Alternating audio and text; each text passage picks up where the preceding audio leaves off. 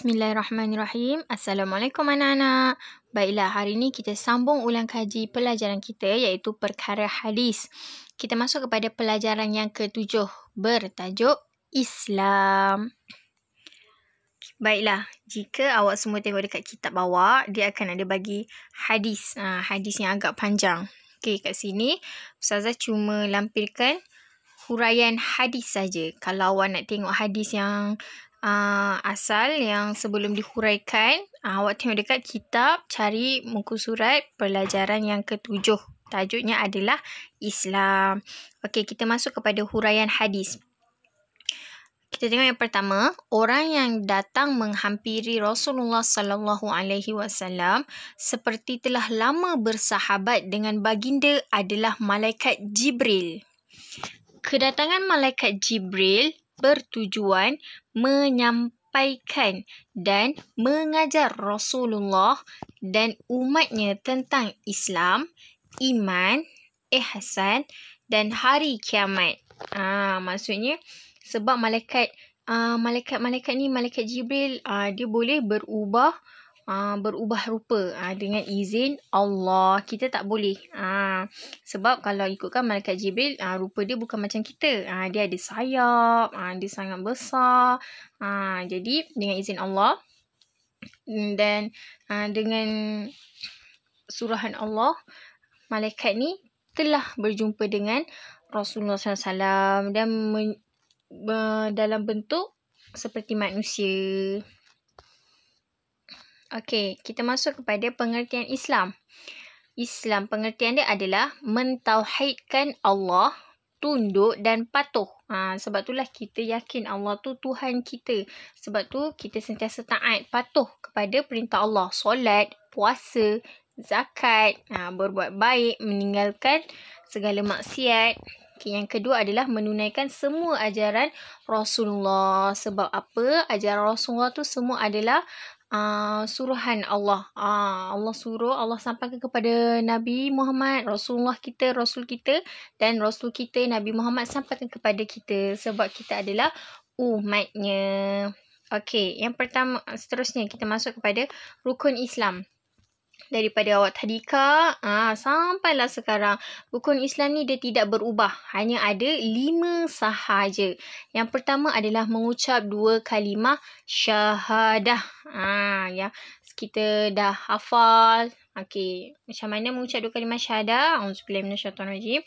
Asyhadu an la ilaha illallah wa asyhadu anna Muhammadar Rasulullah.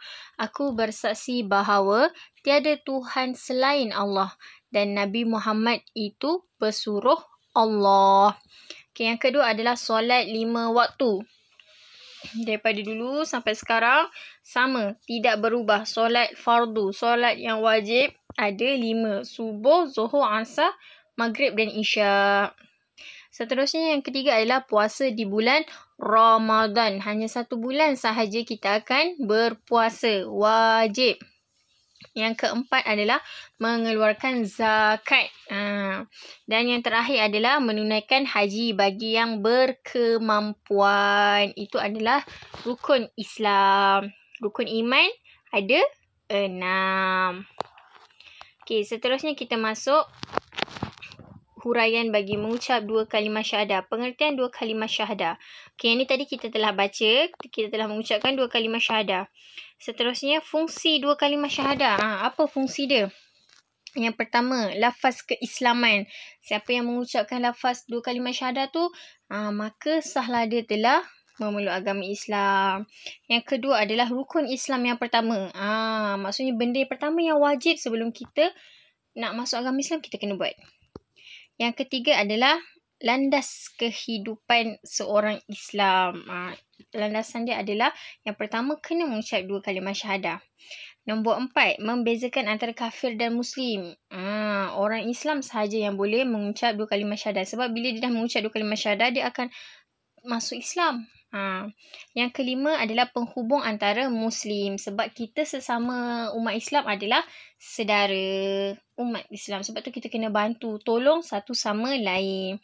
Dan yang keenam adalah perubahan hidup seorang Islam. Sebab apa dinamakan perubahan hidup? Sebab berbeza agama Islam dengan agama-agama yang lain. Cara hidup kita pun berbeza. Seterusnya kita masuk yang kedua, rukun Islam kedua, solat 5 waktu, sejarah solat.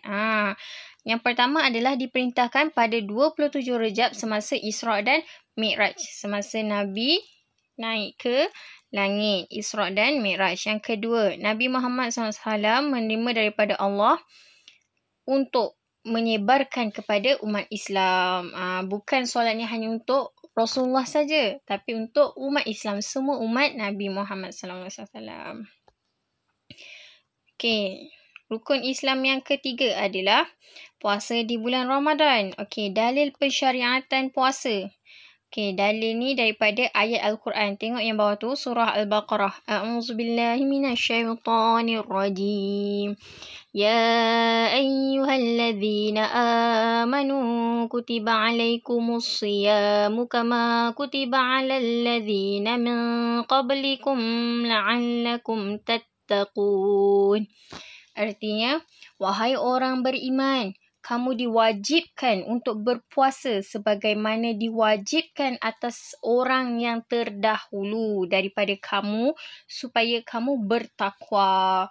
Jadi kalau kita nak jadi orang yang bertakwa, kita kenalah berpuasa. Puasa yang wajib, yang fardu adalah pada bulan Ramadan. Tapi puasa sunat-sunat yang lain pun boleh juga dilakukan.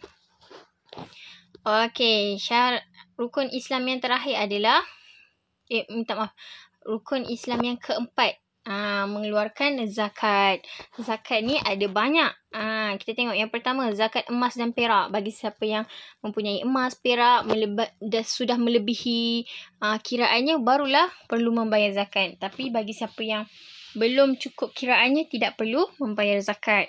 Yang kedua, zakat saham. Ini bagi orang-orang yang dia bermain saham. Yang ketiga, zakat pertanian. Siapa yang ada bertani, ada cucuk tanam. Tanam dari jagung 1 hektar, pokok durian 10 hektar. Jadi, cukup masa dia kena bayar zakat. Yang keempat, zakat penternakan. Dia ada bela kambing, lembu, macam-macam, kerbau. Cukup masa, cukup kiraan, dia kena bayar zakat. Yang kelima adalah zakat galian. Yang keenam, zakat fitrah. Zakat fitrah ni masa bulan puasa. Yang ketujuh, zakat harta. Zakat harta ni bila dia banyak harta, dah cukup kiraannya, cukup tempoh, dia kena keluarkan harta dia. Bukan semua ada kiraan dia. Yang ke-8, zakat pendapatan. Zakat pendapatan tu zakat daripada gaji kita lah. Kalau gaji kita banyak, tak bergerak-gerak, duitnya tak berkurang, maksudnya bertambah, kita kena bayar zakat. Bukan semua. Ada beberapa sahaja dia ada kiraan dia. Yang ke-9 adalah zakat perniagaan bagi orang-orang yang berniaga. Dan yang ke-10 adalah zakat wang simpanan. Zakat wang simpanan ni maksudnya duit awak kat dalam bank tu, banyak, makin banyak, dia tak berkurang pun. Jadi awak perlu bayar zakat. Seterusnya, hukum zakat adalah wajib. Maksud wajib adalah kita perlu bayar zakat. Seterusnya adalah bahagian zakat. Bahagian zakat terbahagi kepada 2, iaitu zakat fitrah.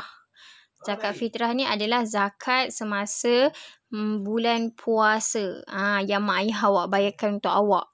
Yang kedua adalah zakat harta. Zakat emas, perak, zakat pertanian, zakat pendapatan dan zakat wang simpanan. Itu adalah zakat harta. Okey, dan rukun Islam yang terakhir adalah menunaikan haji. Hukum haji wajib. Maksud wajib ni kena buat sekali seumur hidup bagi yang mampu, berkemampuan. Tapi jika belum berkemampuan, tidak wajib. Pastikan dah mampu, baru wajib pergi haji sekali seumur hidup. Okey, seterusnya kita masuk kepada erti perkataan. Okey, perkataan yang pertama, bayadis siyabi. Artinya, putih pakaiannya. Yang kedua, asarus safari. Artinya, hitam rambutnya. Yang ketiga, wala ya'rifuhu. Artinya, dan tidak nampak. Yang keempat, rukbataihi ila rukbataihi. Lututnya kepada lutut beliau. Seterusnya, ikhbirni. Maksudnya, khabarkan. Seterusnya, antashhadu. Artinya, sesungguhnya aku bersaksi. Seterusnya adalah alla ilahu. Bahawa tiada Tuhan. Illallah. Selain Allah. Wa tuqimas solata. Mendirikan solat. Wa tasumu ramadana. Berpuasa di bulan Ramadan. Wa tu'tiyaz zakata. Mengeluarkan zakat. Wa tahujjal baita. Mengerjakan haji. Ilaihi sabila. Pergi kepadanya. Dan akhir sekali, sodaqta. Yang bermaksud engkau benar. Okey, pengajaran daripada hadis mengenai Islam adalah yang pertama, Islam merupakan syarat utama penerimaan ibadah kepada Allah. Yang kedua, puasa merupakan perisai umat Islam daripada melakukan maksiat. Sebab apa? Bila kita berpuasa, badan kita akan letih. Jadi, contohnya, kalau kita tak puasa, kita banyak bercakap benda-benda yang lara, benda-benda yang tidak sepatutnya. Tapi bila kita berpuasa, kita banyak berzikir, banyak diam. Sebab apa? Kita simpan tenaga kita. Yang seterusnya adalah solat merupakan tiang agama. Yang keempat, zakat dapat meningkatkan ekonomi. Apabila semua orang bayar zakat dan ekonomi negara kita makin lama makin meningkat. Seterusnya, yang terakhir adalah haji merupakan kemuncak pengabdian diri kepada Allah. Itu sahaja untuk hari ini. Sekian. Wabillahi taufiq wa hidayah. Wassalamualaikum warahmatullahi wabarakatuh.